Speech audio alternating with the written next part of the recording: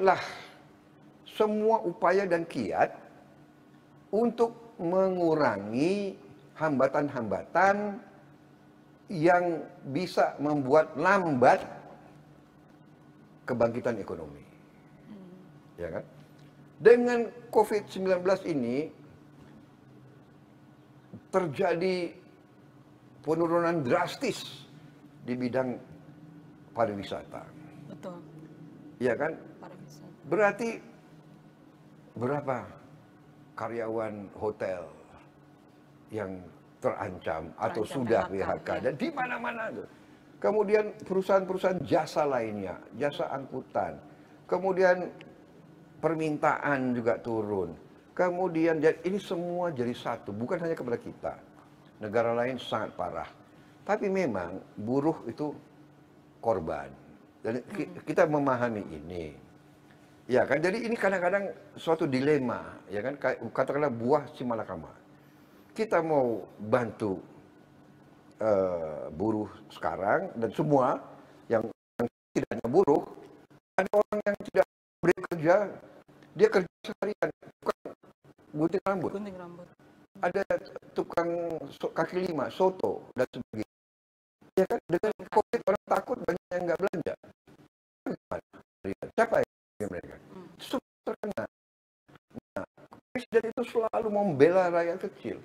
Jadi kalau kita lihat stimulus semua itu kan maksudnya itu.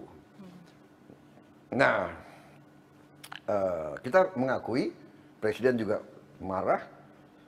Beberapa pejabat dan beberapa birokrat yang tadi saya singgung tidak tanggap bahwa ini keadaan darurat. Jadi mereka itu kerja mungkin as if situasi biasa, ya kan? Jadi banyak bantuan-bantuan itu kurang cepat sampai. Ya kan? Jadi banyak sekarang ini yang kemarin demo itu belum baca hasil Omnibus Law itu. Dan banyak hoax. Ya. Banyak hoax di mana-mana. Seolah ini nggak ada, itu nggak ada, dikurangi. Dan saya ingin memberi peringatan, hoax ini berarti ada yang ingin menciptakan kekacauan. Betul. Nah, ya kan? Dan saya punya suatu keyakinan ini justru berasal dari luar negeri.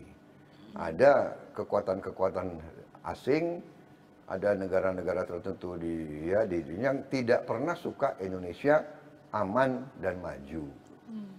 Itu. Jadi ya ini, jadi kadang-kadang tokoh-tokoh kita lihat benar, dia yakin dia benar, dan tapi dia lakukan sesuatu, dia tidak sadar sebetulnya ini permainan orang lain. Dan kita selalu, saya tadi katakan dari ratusan tahun yang lalu, selalu diadu domba. Ya kan? Undang-undang Cipta Kerja tidak hanya tentang itu, tapi beberapa 11 kalau ya, ada 11 klaster. Ya. Ada penyederhanaan perizinan tanah. Betul.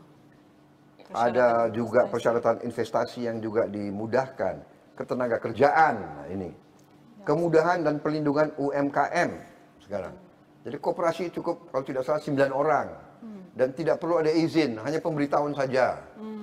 Kemudian ada kemudahan berusaha, dukungan riset, inovasi, administrasi pemerintahan juga mau disederhanakan, pengenaan sanksi, pengendalian lahan, kemudahan proyek-proyek pemerintah, dibentuk kawasan-kawasan ekonomi khusus. Jadi banyak sekali yang mau dirapikan, disederhanakan, birokrasi dipangkas supaya timbul pertumbuhan. Ya. Betul. Tanpa pertumbuhan tidak mungkin ada perbaikan kehidupan ekonomi. Betul. Dan dengan demikian kehidupan buruh akan tambah parah. Jadi memang kita saya paham kesulitan buruh. Saya dari dulu berjuang untuk buruh. Betul. Ya, Gerindra itu partai selalu membela buruh. Tanya ada semua pemimpinnya di pihak siapa kita.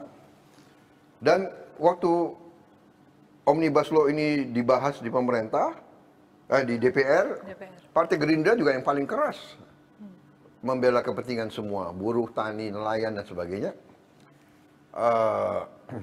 Dan dengan sungguh-sungguh ada buktinya, ada rekamannya semua. Mungkin fraksi Gerindra yang paling banyak ketemu dengan tokoh-tokoh buruh dan sebagainya. Betul. Dan bisa dikatakan dari permintaan tuntutan buruh 80% sudah diakomodasi di dalam Omnibus Law ini, Undang-Undang Cipta Kerja ini. 80%. 80%. Ya, kita tidak bisa 100%. Ya, Namanya politik negara, kadang-kadang kita harus mengerti, kita ada kebutuhan ini, kebutuhan itu, ada keperluan, ya kan? Kita butuh investasi dari mana-mana, dan kita harus tahu di zaman sekarang, di era global ini, perusahaan itu gampang dia pindah. Pabrik-pabrik sudah diasuransi. Jadi kalau mau mogok, mau dibakar, mau diduduki, si pengusaha tinggalkan aja. Pabriknya sudah diasuransi kok. Mana dia mungkin untung.